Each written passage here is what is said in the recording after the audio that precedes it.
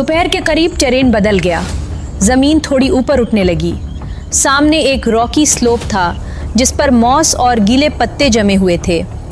ऊपर जाना आसान नहीं था, मगर बाईपास करने का मतलब एक्स्ट्रा डिस्टेंस था। मैंने स्लोप को ऑब्जर्व किया। दाएं तरफ रूट्स थे, बाएं तरफ पत्थर लूज थे। मैंने रूट्स वाला रास्ता चुना। पहला कदम स्टेबल था, दूसरा भी। तीसरे पर बूट स्लिप हुआ, मगर मैंने फ़ौरन एक ब्रांच पकड़ ली। ब्रांच देली थी, हाथ फसला, मगर ग्रिप टूटने से पहले बैलेंस वापस आ गया। मैंने सांस रोकी, नीचे देखा। अगर यहाँ गिरती तो एंकल या नी डैमेज हो सकता था। मिशन वहीं ख़त्म नहीं होता, मगर डिफ़िकल्ट ज़रूर हो जाता। मैंने बॉडी लो रखी और आहिस्ता आहिस्ता ऊपर चढ़ती गई। बैकपैक वज़न बढ़ा रहा था, शोल्डर्स में प्रेशर था। थाई के साथ नाइफ बार बार ब्रांच से टच हो रहा था, इसलिए मैंने पोजीशन एडजस्ट की। ऊपर पहुंचकर मैंने चंद सेकंड रेस्ट लिया। बैठी नहीं, सिर्फ एक दरख्त के साथ हाथ रखकर ब्रीदिंग कंट्रोल की। फिर डिवाइस चेक की। Distance 47.1 kilometres. वुल्फ भी मूव कर रहा था। डायरेक्शन थोड़ी शिफ्ट हुई थी। वो मेरी तरफ नहीं आ रहा था, मगर कम्प्लीटली अवे भी नहीं जा रहा था, जैसे वो एक बड़ी टेरिटरी में सर्कल कर रहा हो। मैंने मेंटल नोट लिया, ये चेज़ नहीं, ये मूविंग टारगेट कैलकुलेशन है।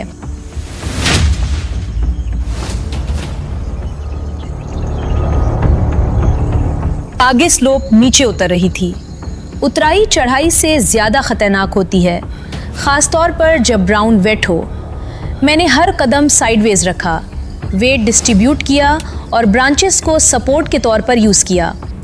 आधी उतराई पर एक अचानक मूवमेंट हुई। मेरे राइट साइड पर खुश्क पत्तों के नीचे कुछ सरका। मैं रुक गई, नज़र नीचे गई। एक सांप पत्तों के अंदर से आहिस्ता आहिस्ता निकल रहा था। लंबा, डार्क पैटर्न, बॉडी टेंस नहीं मगर अलर्ट। मैंने हरकत नहीं की। नाइफ निकालना यहाँ स्टूपिड मूव था। सांप से लड़ाई नहीं की जाती, रास्ता दिया जाता है। वो मेरे बूट से शायद 2 फुट दूर से गुजरा। मेरा जिस्म बिल्कुल स्टिल रहा। सांप ने हेड थोड़ा उठाया, फिर डायरेक्शन बदलकर झाड़ियों में गायब हो गया। मैंने तब तक मूव नहीं किया जब तक पत्ते दोबारा सेटल नहीं हो गए। फिर आहिस्ता से सांस छोड़ी। ये जंगल रिमाइंडर दे रहा था, यहाँ डेंजर अटैक करके नहीं आता, कभी रास्ते में पड़ा होता है।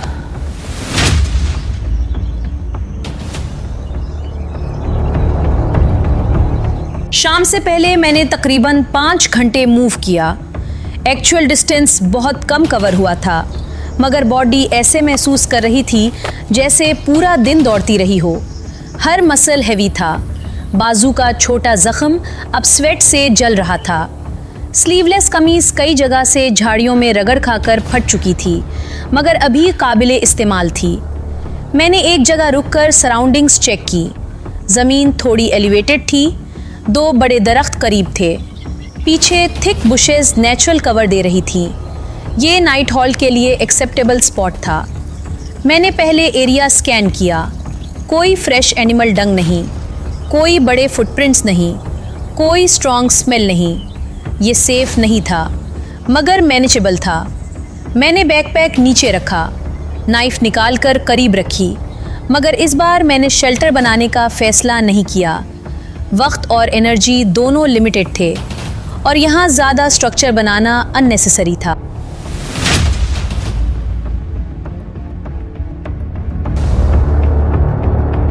मैंने ग्राउंड पर पड़े बड़े पत्ते और कुछ खुश्क घास एक जगह जमा की, बस इतना कि ज़मीन की नमी डायरेक्ट बॉडी तक ना आए।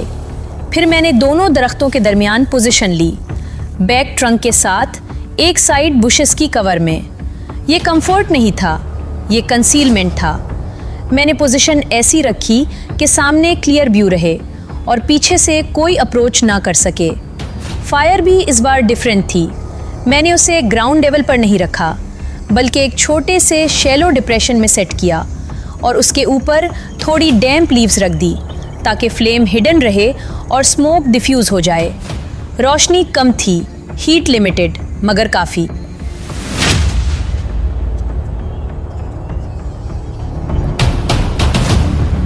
रात आहिस्ता आहिस्ता उतर रही थी। जंगल का रंग बदल गया। दिन की ग्रीन डार्कनेस अब ब्लैक डेंसिटी में तब्दील हो रही थी। ऊपर कैनोपी मुकम्मल बंद लग रही थी। नीचे हर शेडो गहरी हो गई थी। मैंने राशन का बहुत छोटा हिस्सा निकाला। मुंह ने ज़्यादा मांगा, दिमाग ने मना किया। मैंने सिर्फ इतना खाया कि बॉडी शटडाउन ना करे। पानी का एक सिप लिया, फिर बॉटल बंद कर दी। मैंने लेग्स थोड़ी स्ट्रेच की, फिर वापस फोल्ड करके बॉडी कॉम्पैक्ट की ताकि हीट रिटेन रहे और सिलुएट कम बने। नाइफ हाथ में था, eyes half open, years fully alert. ये स्लीप नहीं थी, ये वेटिंग थी, और इस जंगल में जिंदा रहने के लिए यही काफ़ी था। रात के पहले हिस्से में बंदरों की आवाज़ें दूर से आती रहीं, फिर इंसेक्ट्स लाउड हो गए। फिर अचानक एक वक्त आया जब सब कुछ चंद सेकंड के लिए खामोश हो गया। मैं फ़ौरन अलर्ट हो गई, नाइफ हाथ में, बॉडी लो, फायर के पीछे नहीं, साइड एंगल पर। खामोशी हमेशा एम्प्टी नहीं होती।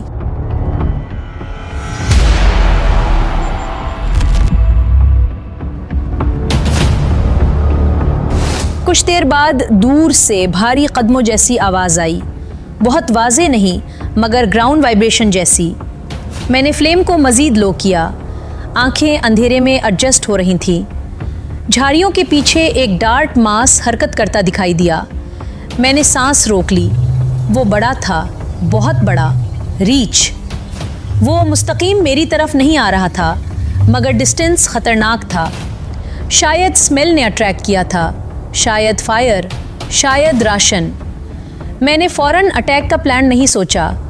रीच से नाइफ फाइट सुइसाइड थी।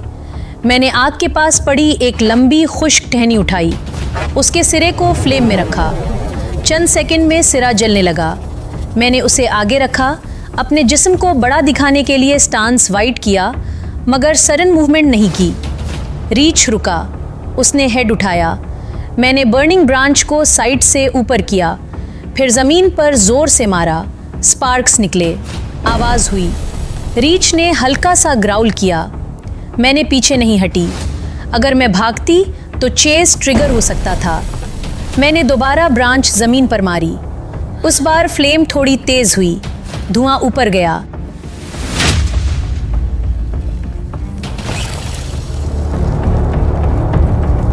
रिच चंद सेकंड खड़ा रहा, फिर उसने साइड टर्न लिया। वो फ़ौरन नहीं भागा, आहिस्ता आहिस्ता झाड़ियों में वापस गया, जैसे फैसला वो कर रहा हो, मैं नहीं। मैंने तब भी मूवमेंट नहीं की। तकरीबन 1 मिनट बाद तक वेट किया, फिर ब्रांच को लो फ्लेम में वापस रखा। हाथ स्टेडी था, मगर 4 आर्म टाइट था। ये फाइट नहीं थी, ये सर्वाइवल नेगोशिएशन थी।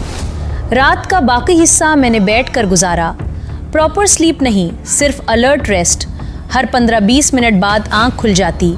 कभी पत्ते हिलते, कभी कोई इंसेक्ट स्किन पर चलता, कभी दूर से एनिमल कॉल आती। सुबह से पहले का वक्त सबसे हैवी था। बॉडी स्लीप मांग रही थी, माइंड रिफ्यूज़ कर रहा था।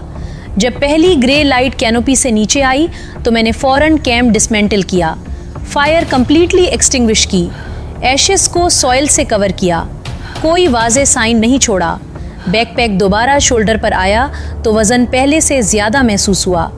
मैंने नाइफ शीट से निकाली, ग्रिप टेस्ट की, फिर थाई के साथ सिक्योर कर दी। डिवाइस ऑन की, सिग्नल आने में चंद सेकंड लगे। Distance 45.8 kilometre. मैंने स्क्रीन को गौर से देखा।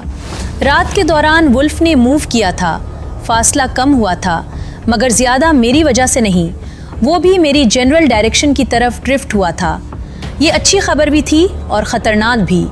अगर वो क्लोज़र पैटर्न में मूव कर रहा था तो इवेंचुअली एनकाउंटर अनएवॉइडेबल था। मैंने डिवाइस बंद कर दी।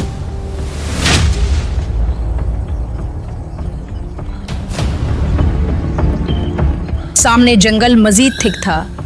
रोशनी अभी भी कम थी, हवा अब भी साकित थी। हबस पहले से ज़्यादा था। मैंने शोल्डर सेट किए, ब्रीदिंग कंट्रोल की और कदम आगे बढ़ाया। अब यह सिर्फ रास्ता नहीं था, ये मुसलसल इम्तिहान था। हर चंद घंटे बाद डिवाइस चेक करना था, हर रात जिंदा रहना था, हर दिन डिस्टेंस कम करना था। और कहीं आगे उस घने गरम बेरहम जंगल के अंदर वुल्फ भी मूव कर रहा था।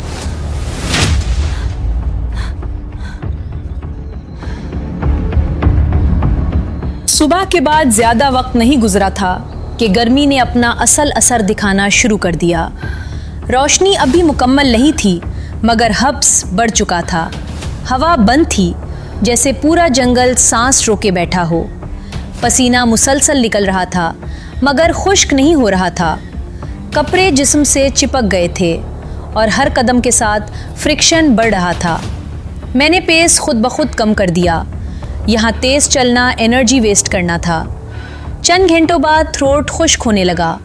पानी का हर सिप अब डिसीजन बन चुका था। मैंने बॉटल निकाली, मगर फ़ौरन बंद कर दी। बग़ैर सोचे पीना सबसे बड़ी गलती होती है। मैंने टेरेन ऑब्ज़र्व किया। ज़मीन आहिस्ता आहिस्ता नीचे जा रही थी। स्लोप्स नैरो हो रहे थे। ये क्लियर साइन था कि कहीं ना कहीं वाटर सोर्स होगा। मैंने डायरेक्शन एडजस्ट की और कंट्रोल पेस में नीचे उतरना शुरू किया। हर कदम सोच कर रखना पड़ रहा था। ज़मीन स्लिपरी थी, कहीं रूट्स बाहर निकले हुए, कहीं मिट्टी ढीली। मैंने बॉडी लो रखी, वेट इवनली डिस्ट्रीब्यूट किया ताकि स्लिप ना हो। ये डिसेंट आसान नहीं था, ये पेशेंस का काम था। तकरीबन 45 मिनट गुजरे होंगे। पहले एक हल्की सी आवाज़ आई। मैं रुक गई। फिर दोबारा पानी, इस बार क्लियर। दूर से आती हुई कंटिन्यूअस साउंड, जैसे बहाव हो, स्टैटिक नहीं। मैंने सर उठाया, डायरेक्शन फिक्स की और उस आवाज़ की तरफ बढ़ना शुरू किया। हर कदम के साथ वो आवाज़ थोड़ी क्लियर होती गई। पहले हल्की, फिर नोटिसेबल, फिर कंटिन्यूअस। ये स्ट्रीम नहीं थी, ये कुछ बड़ा था।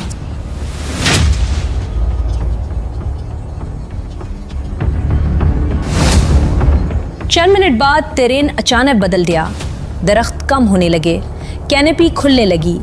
रोशनी पहली बार ज़मीन तक वाज़े पहुंची। मेरे सामने एक खुला मैदान था। लंबी लंबी घास कमर तक ऊंची। हवा न होने के बावजूद हल्की सी हरकत में। मैं एज पर रुक गई। ये ओपन स्पेस था और ओपन स्पेस हमेशा एक्सपोजर होता है। मैंने चंद सेकंड ऑब्जर्व किया, फिर आहिस्ता घास के अंदर दाखिल हुई। घास डेंस थी।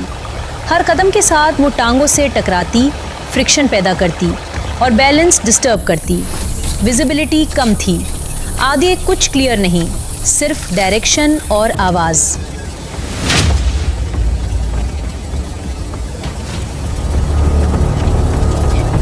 पानी का शोर अब वाज़े हो चुका था, कंटिन्यूअस, हैवी, फ्लोइंग फोर्स के साथ। मैंने पेस थोड़ा बढ़ाया।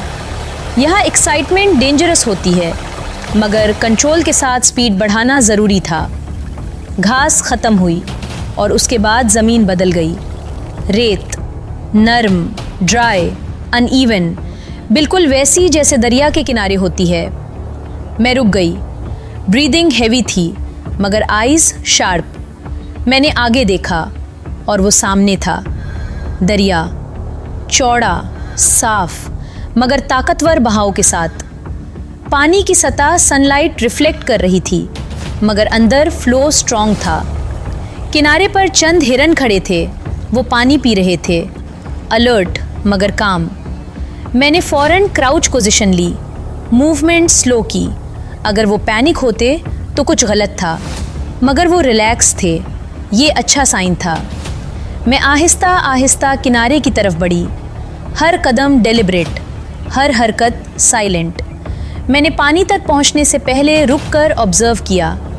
सरफेस काम लग रही थी, मगर मैंने एज से थोड़ा हट कर देखा। कोई रिपल पैटर्न अनयूजुअल नहीं, कोई सडन डिस्टर्बेंस नहीं, कोई शैडो मूवमेंट नहीं। मगरमच्छ का ख़तरा हमेशा होता है। मैंने चंद मिनट वेट किया, कुछ नहीं। मैं किनारे पर बैठी, हाथ पानी में डाला। टेम्परेचर कूल था, क्लियर और क्लीन लग रहा था। मैंने बॉटल भरी, फिर बग़ैर डिले के एक सिप लिया, फिर दूसरा, फिर थोड़ा ज़्यादा। बॉडी ने फ़ौरन रिएक्ट किया। Relief, deep, real, physical relief. मैंने फेस पर पानी डाला, नेक वेट की, बाजू धोए। पसीना और डर्ट थोड़ा कम हुआ।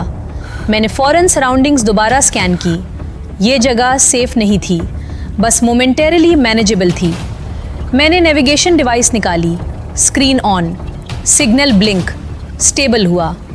Distance 32.2 kilometre. मैं चंद सेकंड स्क्रीन को देखती रही। ये ड्रास्टिक ड्रॉप था। मैंने डायरेक्शन देखी, दरिया के पार, सामने वाला पहाड़। मैंने नज़र उठाई। दरिया के दूसरी तरफ एक बड़ा पहाड़ था, घुना जंगल, बिल्कुल वैसा जैसे मैंने पीछे छोड़ा था, मगर ज़्यादा बड़ा, ज़्यादा डार्क। ये क्लियर था, वुल्फ इस तरफ है या वो इस तरफ आ रहा है। डिस्टेंस कम होने का मतलब सिर्फ मेरी प्रोग्रेस नहीं था, वो भी मूव कर रहा था। ये सोच आते ही सिचुएशन बदल गई। मैंने जल्दी डिसीजन लिया, यहाँ रुकना नहीं। अगर मैं डिले करती और वो करीब आता तो रिवर क्रॉसिंग ज़्यादा डेंजरस हो जाती।